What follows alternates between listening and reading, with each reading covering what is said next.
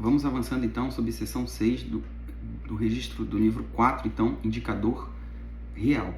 O livro 4 será o repositório das indicações de todos os imóveis que figurarem no livro 2, que é a matrícula, devendo conter sua identificação, número de cadastro fiscal e o número da matrícula, e será feito por sistema de banco de dados relacional. Poderá o cartório, paralelamente ao sistema de banco de dados, elaborar fichas que serão arquivadas conforme os municípios, distritos, subdistritos e o logradouro em que se situam os imóveis a que corresponderem. O mesmo critério será seguido para a pesquisa de banco de dados. Na escrituração do livro 4, deverão ser observados critérios uniformes para evitar que imóveis assemelhados tenham indicações discrepantes. Tratando-se de imóvel localizado em esquina, deverá ser aberta indicação para todas as ruas confluentes.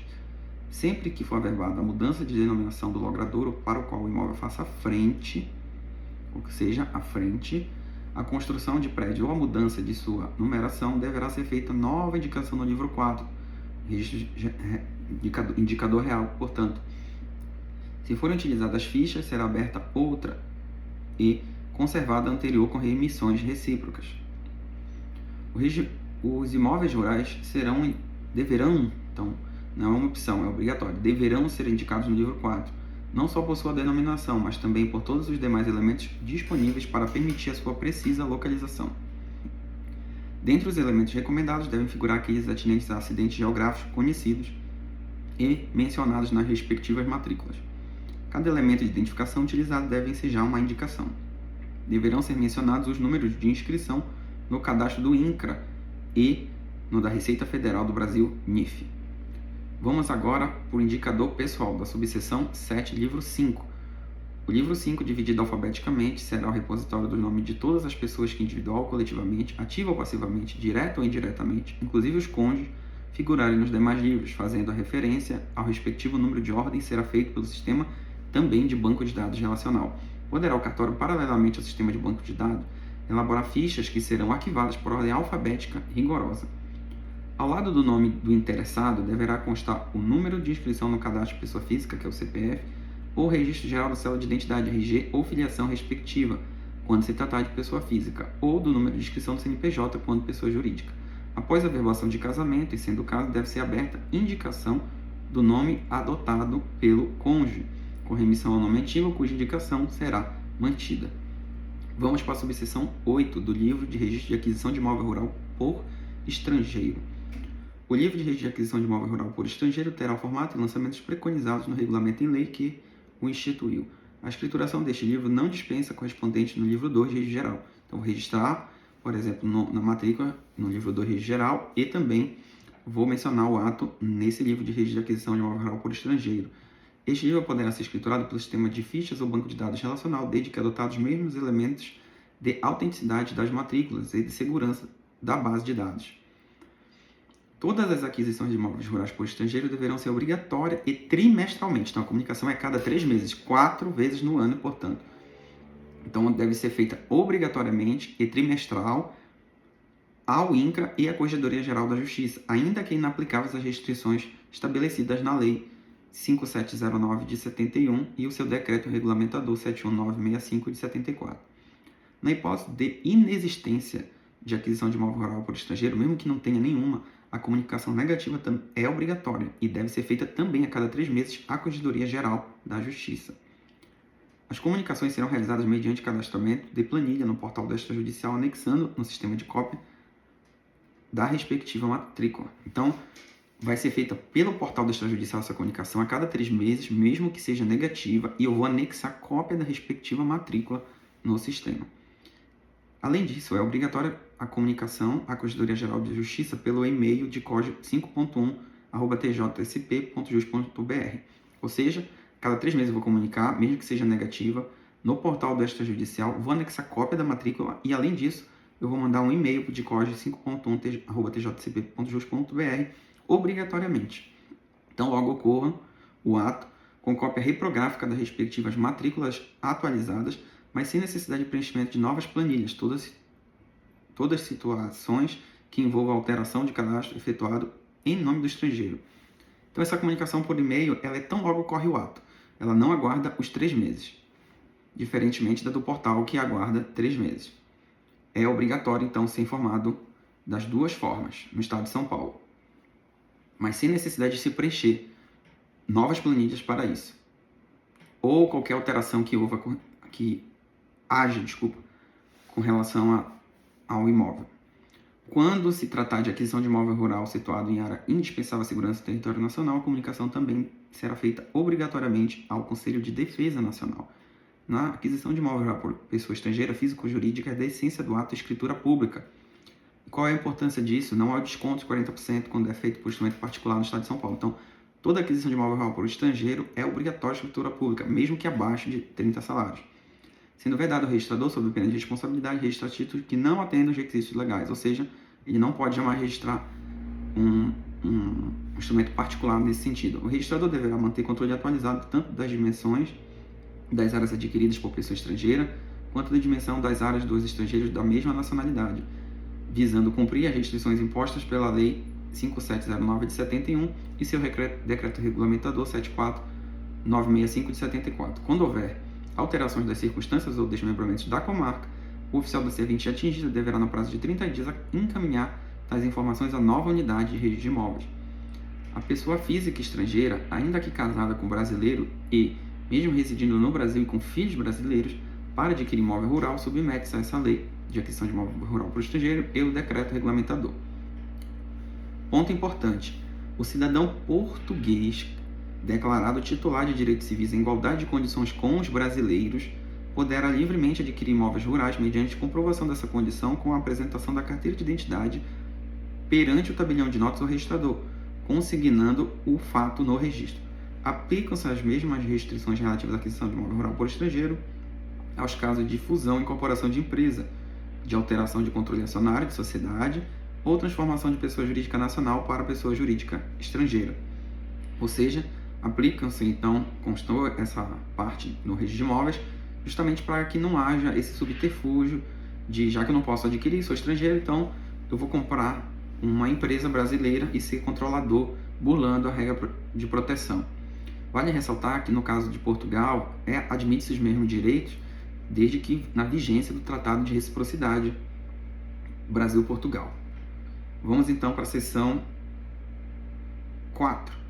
Das pessoas, dos títulos, das averbações e das retificações de registro. Das pessoas. O registro e a averbação poderão ser provocados por qualquer pessoa, incumbindo-lhe as despesas respectivas. É possível a cisão do título que abranger mais de um imóvel a requerimento do interessado que, na apresentação, deverá indicar o imóvel que pretende a prática do ato de registro. Vamos supor que numa escritura só eu posso fazer, mas não altera a forma de cobrança, que é uma por imóvel. Eu compro 3 imóveis. Comprei, então, no mesmo ato, assinei uma única escritura do mesmo comprador. Mas eu estou apertado financeiramente, quero só registrar um. Então, mês que vem eu vou fazer outro e no outro mês eu vou fazer outro. Então, eu faço um requerimento junto ao registro de imóveis. Olha, eu quero a cisão do título, eu quero que registre apenas esse imóvel. Vale ressaltar que esse pedido de cisão não pode ser se for contraditório o próprio título. Então, não vou poder comprar um imóvel do banco financiado e não querer registrar alienação fiduciária, porque existe uma unidade negocial aqui. Diferentemente desse exemplo, que é independente, né, uma escritura só, várias compras de vários imóveis, que eu posso cindir o título. Quando o contrato é uno, mesmo então que é uma compra e venda, então eu compro e dou em garantia o próprio bem, o financiamento, para pagar ao banco. Então, nesse caso, eu não posso cindir o título. Não é indissociável nesse caso. Nos atos a título gratuito, o registro também pode ser promovido pelo transferente, acompanhado de prova de aceitação do beneficiado. O registro de penhor rural independe do consentimento do credor hipotecário. Então, o registro de penhor rural não depende do consentimento do credor hipotecário. São considerados para fim de escrituração credores e devedores respectivamente. No caso da servidão, é credor o dono do prédio serviente e é devedor o proprietário do prédio. É credor o dono do prédio serviente e devedor o do prédio. Nas servidões, o dono do prédio dominante é credor e do prédio serviente devedor. Então, aquele que serve, ele é o devedor. O prédio dominante é o credor. No uso, o credor é o usuário e o devedor o proprietário. Na habitação, o habitante é o credor e o proprietário é, entre aspas, o devedor. Na anticrese, então, sempre eu vou na ordem credor e devedor. O habitante e o proprietário. Então, na habitação, na anticrese, o mutuante e o mutuário. No usufruto, o usufrutuário e no proprietário. na enfiteusa, senhorio e enfiteuta, na constituição de renda, o beneficiário e o rendeiro censuário, na locação, o locatário e o locador, na promessa de compra e venda, o promitente comprador e o promitente vendedor, na penhora em ação, o autor é o credor e o devedor é o réu, nas cessões de direito, o cessionário é o credor e o cedente é o devedor, nas promessas de cessão de direito, o promitente cessionário e o promitente cedente. Com isso, então, a gente conclui mais um tópico. Lembrando, então, e só retificando, para que não haja dúvida, no caso da servidão, é credor o dono do prédio dominante e devedor do prédio serviente.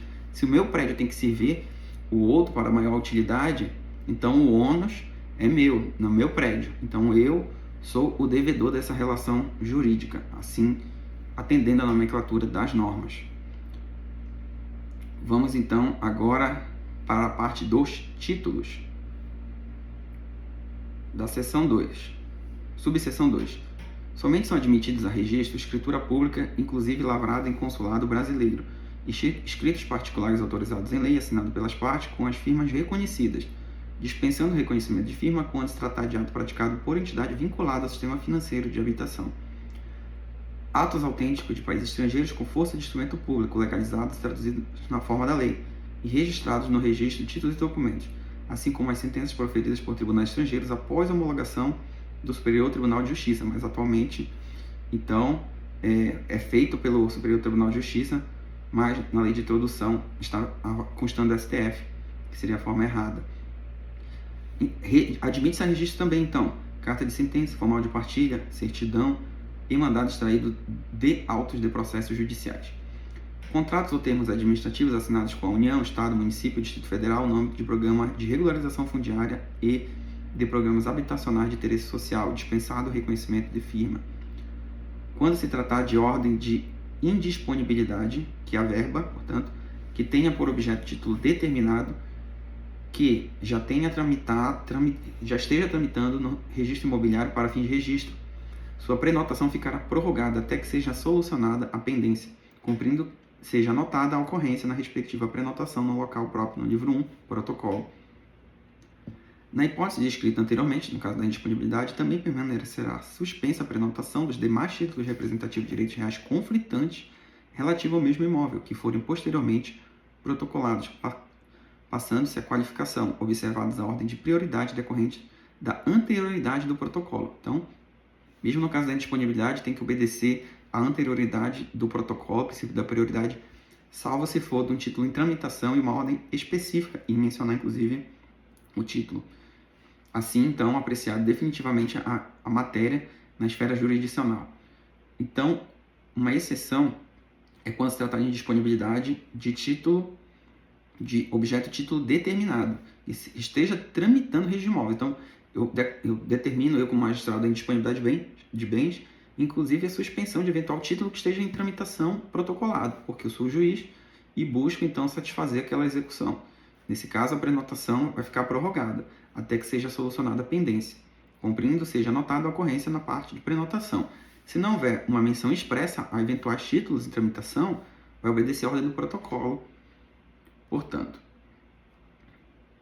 quando se tratar de ordem genérica de disponibilidade de determinado bem imóvel, sem indicação do título a que a ordem pretende atingir, não serão assustados os registros de título que já estejam tramitando, foi o que eu acabei de falar, porque eles devem ter assegurado seu direito de prioridade. Contudo, os títulos que forem posteriormente protocolados terão suas prenotações suspensas com o previsto no item anterior. Das certidões de registros atingidos pela ordem de indisponibilidade, constará obrigatoriamente a existência de título com prenotação, aguardando solução definitiva. As disposições acima não se aplicam aos mandados extraídos de processo cautelar de protesto contra alienação de bens. Fica dispensada a apresentação de títulos previstos nos incisos A e do caput deste item, enquanto se tratar de registro de projeto de regularização fundiária e da Constituição de Direito Real, sendo o ente público promotor da regularização fundiária urbana responsável pelo fornecimento das informações necessárias ao registro, ficando dispensada a apresentação de título individualizado nos termos da legislação específica. Os títulos físicos serão digitalizados, devolvidos ao apresentante e mantidos exclusivamente em arquivo digital, nos termos estabelecidos pela Corregedoria Nacional de Justiça. Então, entrou um título físico oficial, tem que digitalizar. É a única maneira que ele vai manter arquivado esse título e vai devolver ao apresentante. Para o registro de imóveis adquiridos para fins residenciais com financiamento do sistema financeiro de habitação, deverá ser exigida, caso a circunstância não conste expressamente do próprio título, declaração escrita do adquirente, a qual permanecerá arquivada em cartório, esclarecendo tratar-se ou não de primeira aquisição, a fim de possibilitar o exato cumprimento do artigo 290 da Lei 6.573, que é o desconto, e seu posterior controle. A exatidão da declaração poderá ser confirmada pelo oficial por busca no sistema de ofícios eletrônicos. Então, a primeira aquisição do sistema financeiro de habitação tem desconto, nos termos do artigo 290 da Lei 6.573, e a pessoa tem que declarar que é a primeira aquisição para poder fazer jus ao desconto. E mesmo que ela declare falsamente ou não lembra, enfim, o oficial pode fazer a busca no sistema de banco de dados para verificar a exatidão da informação declarada pela parte.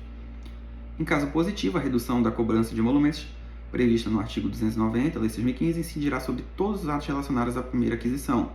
Então, possivelmente um registro e uma garantia. Então, todos os atos relacionados à primeira aquisição.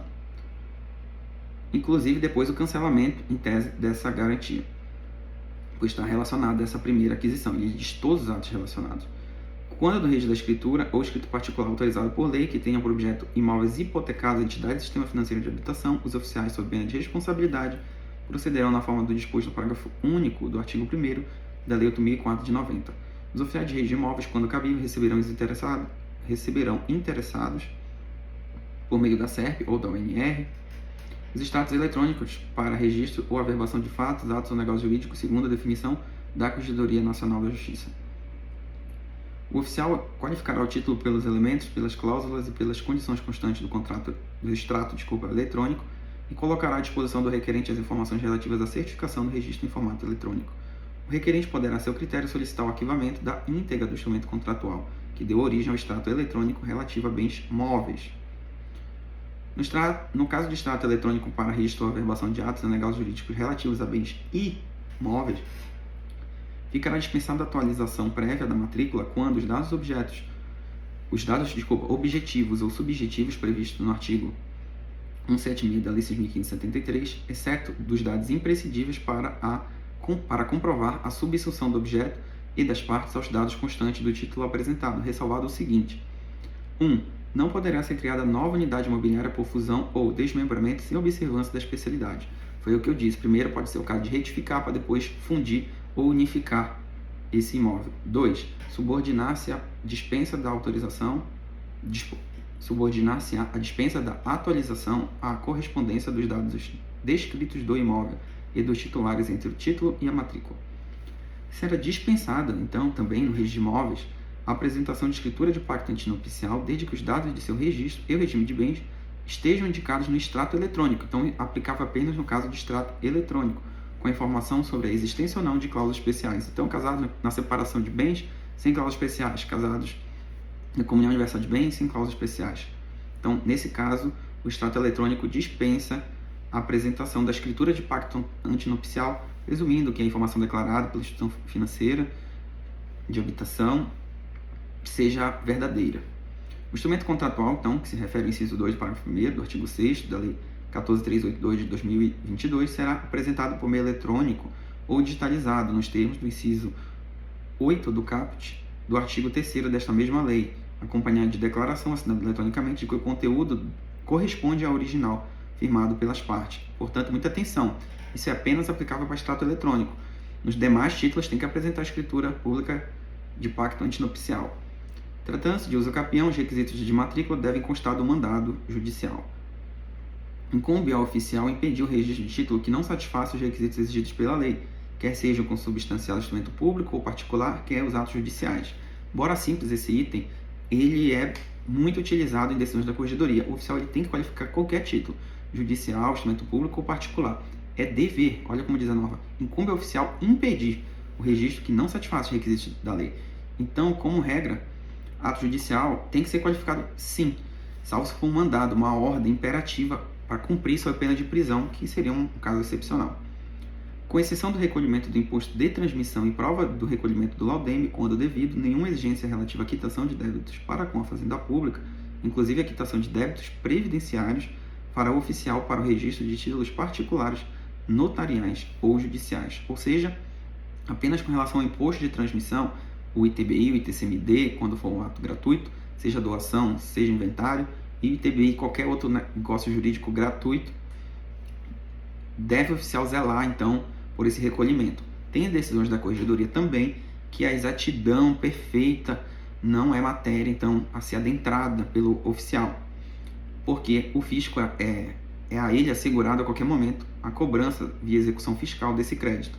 De qualquer modo, como o oficial tem uma responsabilidade solidária por todos os atos que ele pratica, tem-se, então, filtrado esse controle referente ao tributo apenas no que se refere à transmissão. Outros tributos relacionados à operação, como imposto de renda, entre outros, não são matérias que o oficial tem que adentrar. Vamos avançando então, e no próximo bloco vamos falar de averbação. Me conta aqui embaixo se você está gostando. Vamos!